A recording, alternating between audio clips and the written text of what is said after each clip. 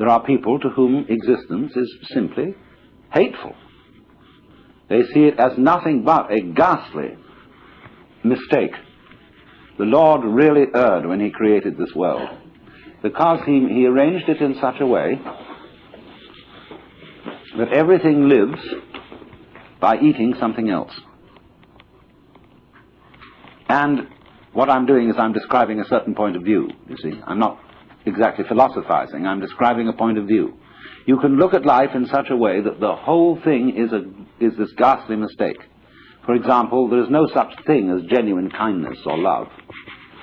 Everybody is really pretending that they're loving other people in order to get some advantage from them.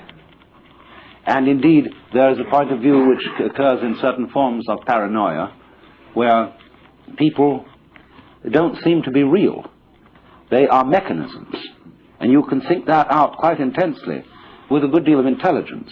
After all, if you start from a good old Darwinian or Freudian basis and see that man is a material machine and that the consciousness of man is simply a very involved and complicated form of chemistry, and that's what it is, you see, well, then this awful mechanical things, these Frankensteins that everybody is, they come around and they say, well, I'm alive.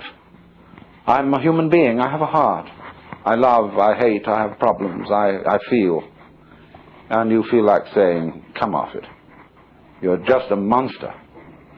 And you put on the civilized act because really you're just a set of teeth on the end of a tube. And you've got a ganglion behind those teeth, which you call your brain or your alleged mind. And this thing is really basically there for two purposes.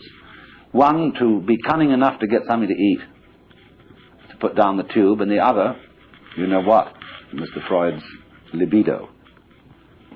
And everything else, you see, can be construed as an elaborate, subtle way of pretending that that's not really what you want to do. But you do, but you put on a great show. Now, some people, according to this view, get mixed up.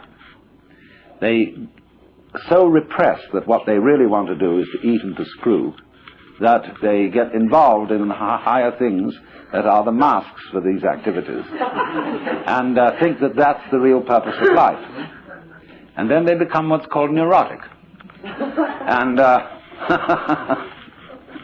because they get involved in being pure camouflage. So that's what's called escaping from the facts, not looking at life, not looking at reality correctly.